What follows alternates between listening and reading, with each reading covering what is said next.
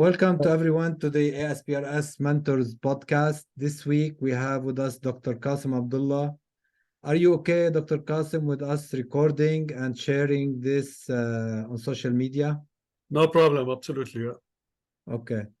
So we would like to start you telling us a little bit about your background, introduce yourself, and provide a brief overview of your background and experience. Yeah, thank you. And thank you for the opportunity, Dr. Youssef and Greg. I'm Qassim Abdullah. I'm Chief Scientist, Vice President with Woopert. Woopert is an engineering and geospatial company. And also I serve as adjunct professor with Penn State and University of Maryland, UMBC. I'm originally civil engineer, finished my higher degrees in photogrammetry and surveying later. So I'm kind of licensed surveyor in 4 states and practice all of it over the years, surveying, photogrammetry, civil engineering. And I've been with the industry over 45, 47 years now, where my entire career really focused on what I am doing now. So that's the great thing about it. I didn't really jump between different careers. So I hope we can benefit from discussion together if anybody has a question later. Yeah, so how did you become interested in geospatial? I mean, starting as a civil engineer, how you end up being in the geospatial and yeah, thank you. That's a good question, actually. Let me start how I got interested in civil engineering. My father was a general contractor. He take big building contracts and big projects. And when I was in high school, he kind of trained me to do some engineering work for him. So I started using level and theodolite for him. He didn't have an engineer at the time. So I learned how to use the level and theodolite to lay out project and giving them concrete, foundation, elevation, and things like that. That's attracted me to civil engineering. So I finished my degree in civil engineering, and I got a scholarship from the university I graduated. They usually take the top 10 and send them overseas to finish the PhD. And my PhD was, I supposed to get a PhD in surveying. So I go back and teach surveying. So when I came to United States in 1978, there is no surveying, there is geodesy and photogrammetry, which most of it, the first time I heard about it. So I went to photogrammetry, and that's how I started with photo. So I finished my master's degree in photogrammetry, and work in my career, like I said, stayed in this industry. I went back. I have to go back to the Middle East to teach at the university to fulfill the contract. And then I left and came to the United States back in 1991, where I worked for a small photogrammetric company, and then I moved to a bigger company, and after that I'm here. So that's my career, 3 companies since 1991, but all in mapping and geospatial and photogrammetry. So looking for surveying and then finding the photogrammetry in 1978, I think at that time, even photogrammetry, wasn't that like easy or appealing. I would say like it was very challenging, pure math instead of now with software. How you compare, how did you find it appealing versus nowadays, Oh, yeah, absolutely. You're right. That time, photogrammetry has a very narrow application at the time, just because mapping really didn't expand during these years, like 80, 90 years. Mapping was one thing, doing just a planimetric map and stereo compilation. That's the whole geospatial at the time. We have film camera, we do paper maps, and we compile stereo to create contours. No digital, no LiDAR, no FSR, nothing at the time. So that's the difference. Why now photogrammetry went a lot into it now. You hear structure from motion. You hear all the digital workflow for it, soft copy, self-calibration. We didn't have all that at the time. So, but for me, even worse, where I came to this country to start PhD, and my option wasn't there. It wasn't really a program given PhD in surveying, for example. And I found the University of Washington in Seattle has a photogrammetry, and that's how it started. Perfect. Can you tell us about some key milestones in your career journey? Like, do you consider having your dad in your life was your first mentor? And then maybe the people that you worked with, you find another mentor. So what are the things that you feel like defined your journey in geospatial? Yeah, it started with my professor at the University of Washington, Dr. Sander Verse. He was amazing, smart guy, very older guy, but he was very involved. Originally, he was from Hungary. He passed away years ago, but he was very involved in the research. Definitely, I mean, you see him. He's very practical businessman where he managed all this research with VA hospitals and other institutes to bring money to the program. And but he was a really role model for where you want to be. I mean, he was a migrant, and he struggled to build himself. He was a big name at the time, so I learned a lot from him. I learned on the personal level, on the scientific level, and his business-oriented thinking, definitely.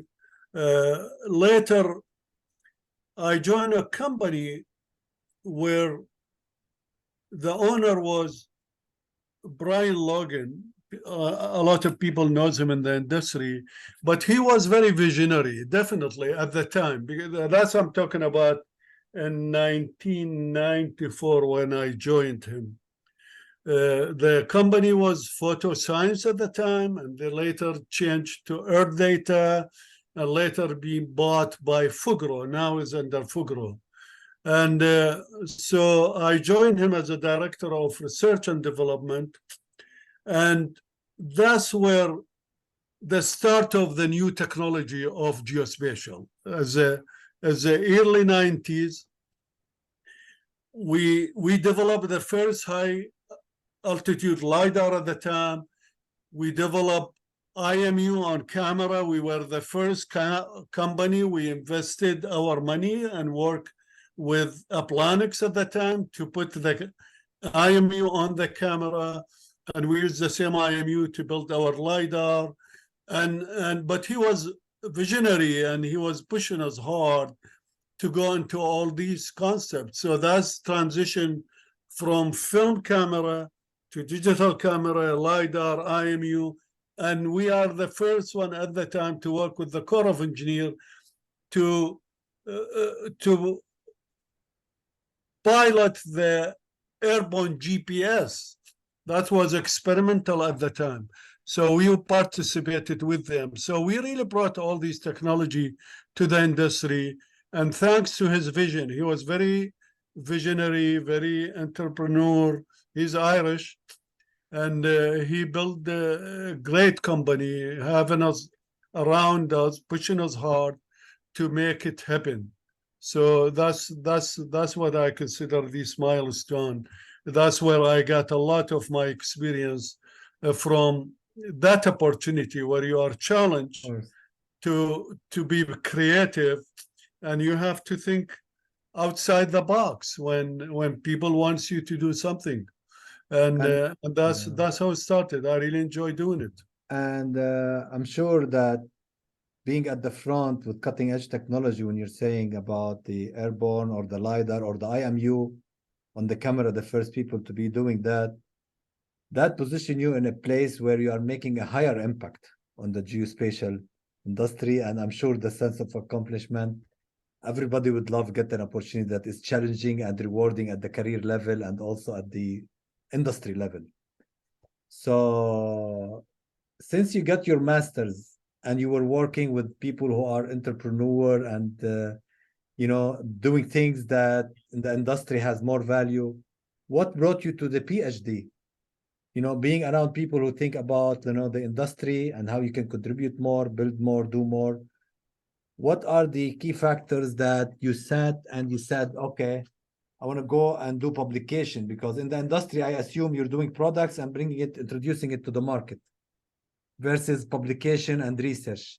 So how that decision that you were able to decide, I want to go back to research? Or do you see an overlap?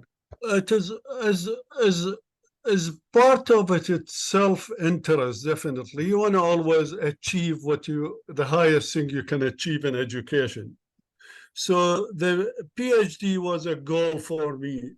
I need to go to it, whether I understood the value of it or not, but I know in the workplace is good for you, you feel good about yourself, and definitely to provide you with the right knowledge, because all these opportunities and in the graduate courses. So my master, I thought to continue with the PhD, and I did it definitely. And then the choice, like you mentioned, do I go academia? Do I go industry? And the opportunity I got, like I said, I had to go and teach back home at the time to fulfill my contract requirement with the university. So I taught some. I did some R&D in the Research Council too.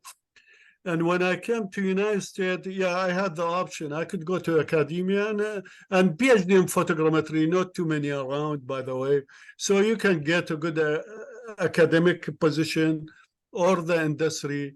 And I chose to go with the industry just because of the challenges at the time. But I kept an eye on the academia. I mean, I don't want to lose focus from it, because academia and being involved with graduate student and supervising master and PhD, it pushes you to refresh yourself and your knowledge. You don't want to leave yourself you will get rusted if you just do a daily job without any creativity. You get out of touch. So being involved with the academia, and that's where I selected. I've been doing it when maybe 10, 15 years now, teaching with Penn State and University of Maryland, and that's keep me definitely on top of the issue, the scientific issue.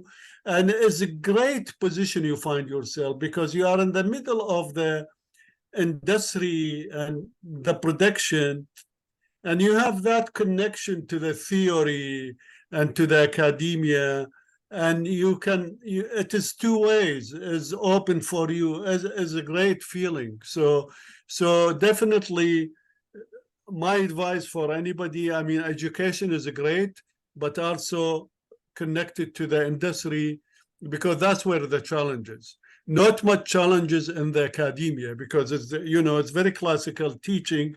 I mean, you can get on the graduate student level. It depends who you supervise and what topic they have, but it is very routine, classical information, repeat itself and updated, definitely. But the industry, where they push you hard for the creativity, thinking out the box, just because it's a big investment on them. They want output and input from you. So it is, both is great. If you can do it both, that's, I think that you are in the best position. Having a position in the, sorry, I mean, my screen flipped. Have a position in the academia, and at the same time you're practicing with the industry to bring innovation and whatever to support those companies. So what is your recommendation for people who have a master's? Shall they consider PhD, or this is a question, you know, or I think my advice for anybody has a degree like master, you said, and they have the opportunity to work for an even short period before they continue their PhD, I think is a great, because first thing, it answers two things: whether I really want to continue my higher education or it is worth it for me, for example. But even if you decide to continue your PhD, work with the industry and tackling a problem, it gives you a good start, even on the dissertation for the PhD topics. Because if you don't have that background, you're going to go under the mercy of your supervisor. Some of them, they have a lot of research project, they can assign one to you, and if you are good, you can excel with it, but you might not find the interest in it. While if you come from industry background and you are in the middle of problems you need to solve, you can come to the graduate school with a prepared topic like needed for the industry. Your supervisor will appreciate it, and you will know somebody will benefit from it, definitely. so my other question, what's your recommendation, the benefit of working for a small company versus a large company? Because when we graduate, let's say people might have multiple opportunities and they want to decide where should they go as an early career people. What's your recommendation for them? That's a really good question, because this is applied to my personal experience exactly. When I came back after from the Middle East to work here, the only opportunity was very quick to grab for me, is working for a very small company back in Washington State. A person with his son having mapping company. They have one stereo plotter, and they do map and contours, and they provide it. And that's really where I learned the technical detail of the process, of the photogrammetric process, because graduate school, you get a lot of information, but not necessarily it will put into you the practical aspect of how you make map and what the problem and things like that, until you practice it yourself. You do it yourself, you involve with that. So, and then a few years later, I got this opportunity with photo science. Brian Logan at the time wants me to be director of R&D, and I moved to a bigger company, which I came very strong because I know all the basic. I know the theory from graduate school. I know the practical things. So I was very comfortable jumping into a middle of bigger company, lead the R&D, and I feel I was very well oriented for it. Versus if I came from graduate school into a big company, they have a lot of need, a lot of problems, and you don't feel comfortable. I think you will struggle definitely to figure it out, because you don't have the chance to learn the basic, the practical basic, because you might be thrown in a complicated, more advanced problem. So the transition for me was perfect. Small company, slow pace, you learn all the basic, and then you go to a bigger challenges and bigger responsibility. Thank you. So now the question is, some people, they end up working before they even have their degree in a small company or in a big company. And then they decide to go and continue and get their college degree, graduate college, but after they have a family and kids. So what's your recommendation for those people, like who just got their degree at a later age? We will talk about certification, we will talk about everything, but in general, what would be your advice?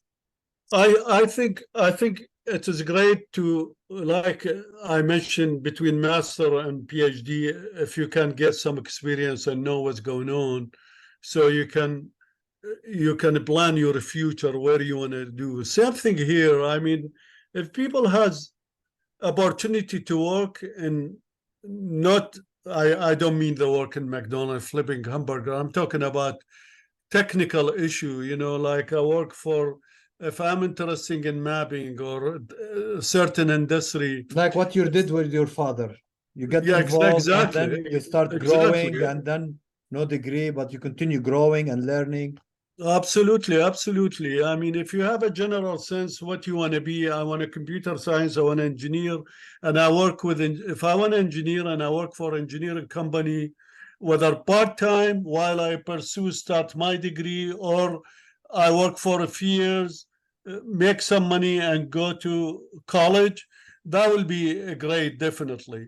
But the risk of that, Dr. Youssef, is a lot of people, they go into that even with the intention to continue degree, but then they get married, they get kids and obligation and mortgage and things like that, and they put it off and they end up without any degree. I'm not saying anything wrong with not having degree, but if you have ambition, that will kill it for you, definitely.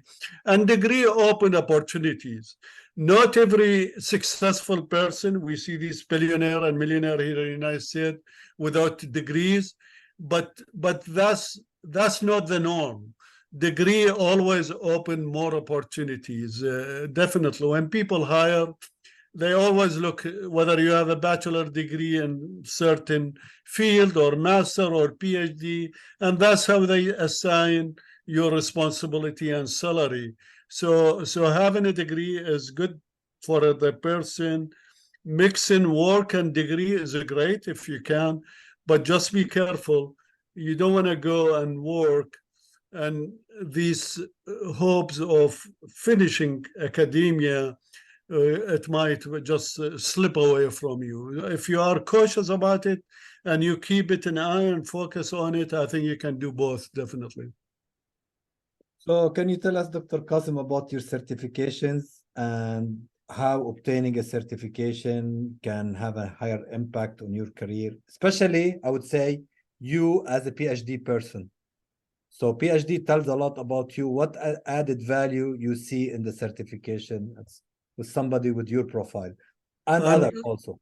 Absolutely, absolutely. I mean, even having a PhD, that doesn't qualify you for a lot of projects in certain states, just because the certification is important for them. So most of our project, they need certified mapping or surveyor in that state. Let's take example of Florida, for example. They need a PSM. And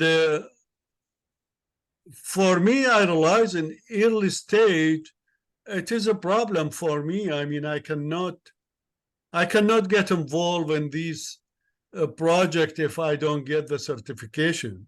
So I pursue my certification. Like I said, I'm certified in 4 states. And sure enough, like, and for Florida, our project, I'm supervising or PSM on many projects, because you don't find too many people has, the PSM seal for Florida, for example. So it came very handy, definitely. And so now South Carolina, same thing. We have project, we don't have anybody certified in South Carolina. I am the one who gonna provide the seal, for example. So it is definitely, it add to your capability, it add to your reach, if you can get that professional certification.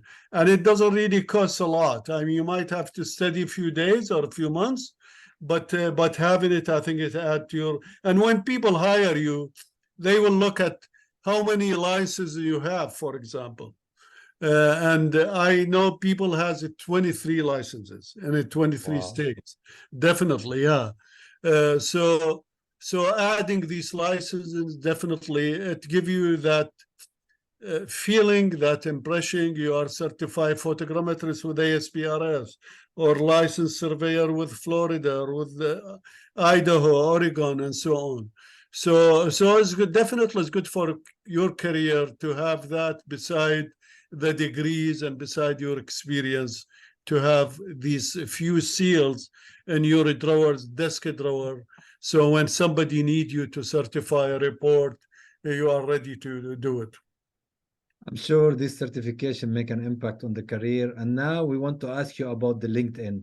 How important is LinkedIn for somebody who's just starting their career and they don't have time for LinkedIn? They go to a conference, they come back, they barely can catch up with the things that are waiting for them and the emails, and they don't have time to put a post about the conference or do something. What's your advice for those people? Absolutely, LinkedIn very important today. I mean, as a big social networking for the scientific and technical field.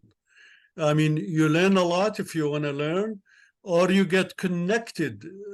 So just by observing what everybody's saying, what everybody's discussing, or if you are looking for a job, you get great opportunities there. People will contact you from all over the place, and even communication, like you said, people. I get a lot of question, a lot of inquiries through LinkedIn, not through my Woopert, not through ASPRS. I get a lot of it, believe it or not, because people read your profile, they see your experience, what you're discussing. So if they have a question, if they have a need, of, even for business-wise opportunity, they approach you through LinkedIn. So my advice for young professional, get involved, dedicate some time. You don't have to be there every day, but dedicate an hour or so, or 45 minutes a week, for example, just to see what is going on, and get connected. As a huge network of things when you put your things yourself out there. So my last question before we take the ask the attendees, the participants, is we know your involvement and your valuable contribution to the ASPRS standards. How important for somebody who's just working in the geospatial field to be proficient with these standards, and what's the best way for them to start learning if they're just starting now? Standards is really important, if it's not most important, for any nation or society or organization, because without having specification and standards, nothing can be done right or assured to be right. So if contract is not put delivery according to certain standards, data provider can give you anything. It could be good and it could be bad, but having them obligated to deliver according to certain specification of standards, that will just seal the quality of the data you're going to receive. So definitely, as a nation, ASPRS standard is becoming the national one. And as a matter of fact, it's not only in the United States, people worldwide adopting it, just because when we developed it, it was the first standard built for digital era of geospatial mapping, because all other standards, whether the National Map Accuracy Standard of 1947 or the legacy ASPRS of 1990, they all designed and built at the time for paper map and film camera. That's all it does.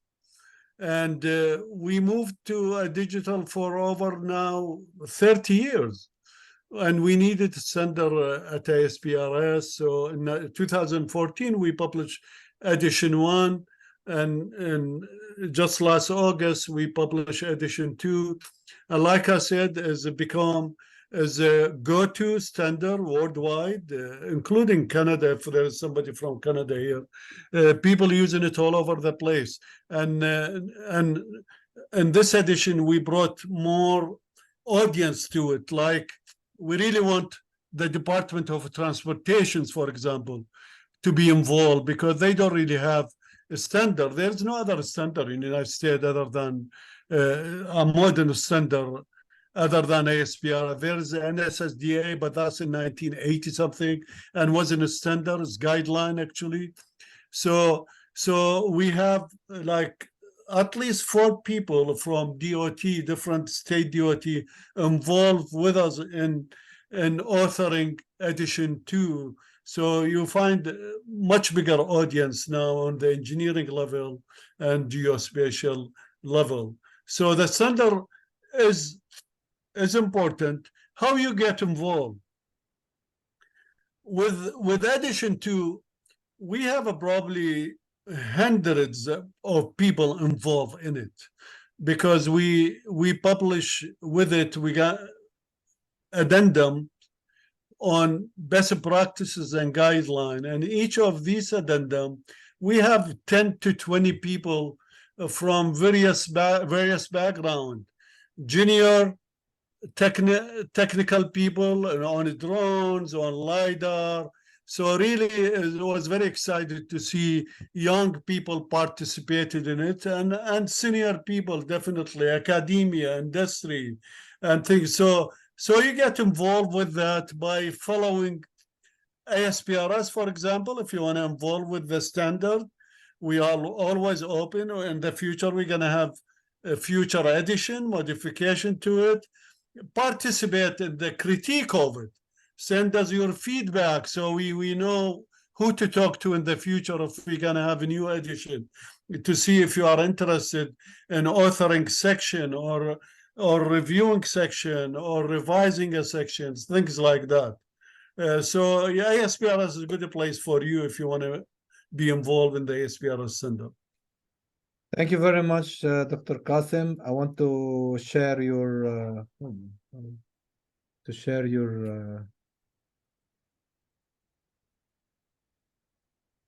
article. So, and your advice for the young people. So you can Google this article. The people who are watching the YouTube, you can Google this article, and then it's all about mentorship and your advice about, if you want to talk a little bit about your advice, and then we take the questions. Well, thank you. Thank you for showing this. This I wrote a few years ago, really to inspire young professional like some of you. And all I'm saying here, that you can make it like I did. I'm not. I didn't make it because I'm smarter than everybody else. I mean, it takes hard work.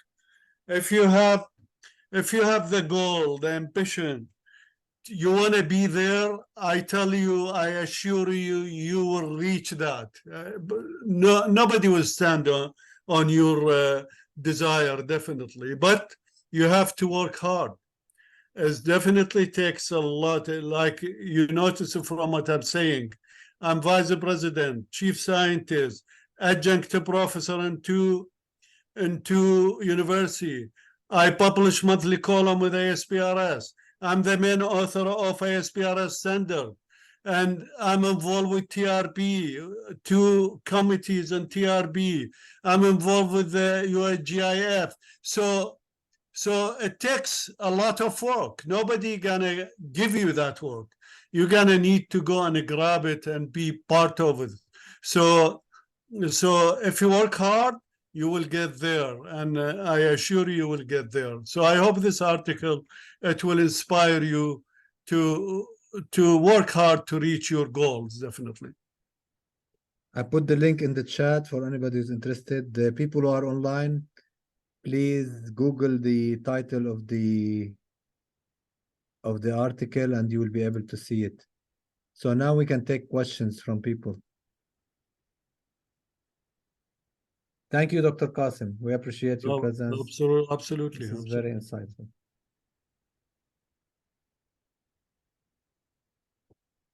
If you have a question, you can write it in the chat or you can talk and then.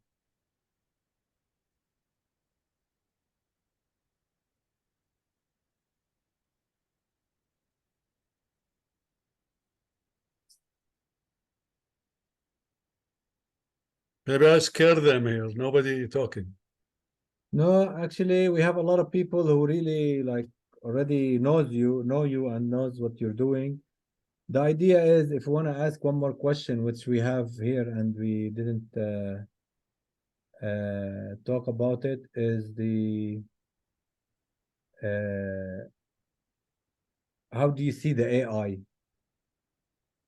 If nobody is asking any question, I would say what's No, that's really. I'm glad you mentioned it, Dr. Youssef. AI is like everything other field. It's not only our geospatial. Is really crucial.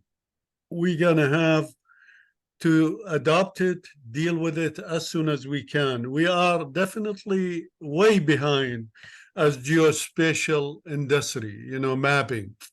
We are very baby steps, couple,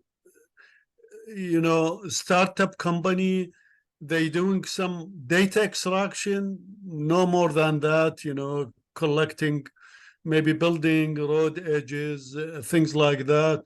Is a great start, but the AI is much more capable than just that, definitely. And like I'm really seriously thinking of working with the ASPRS to establish a working group through one of the division on AI for geospatial mapping. Because there is a lot of opportunity. I mean, our sensor, we're not short on data, by the way. Whether satellite sensor, whether airborne, whether mobile, they dump a lot of information, a lot of data, and we have a lot of data. The problem is with our capability to mine the information from this data in an automated or semi-automated way. That's where we are lacking. We have a lot of data, but we don't have a lot of smart tool to take the manual work and the labor effort from that. So we all need to work hard to bring that to the attention of the people in charge, whether society, whether government, to invest more time and money into making it happen, to utilize AI in our daily activities. Thank you very much. And this is an invitation maybe for people who wants to be involved in the AI work group. I would say, this is something that you will be able to maybe look for in the future. And if there is no more questions, we want to thank you for being part of this podcast. You added value not only to the early career professionals, but also to the podcast itself and your name there. I'm sure it's going to attract more influential guest speakers like you. And we look forward to continuing this. And thank you very much, Dr. Qassim. Thank you very much, Dr. Youssef and Greg, for the opportunity. And nice meeting everybody. If you need anything or if you have any question, just send me an email and I will be glad to continue discussion with you. We will stop the recording and we can stay with the participants. So Yuki, if you want to stop the recording. Yeah.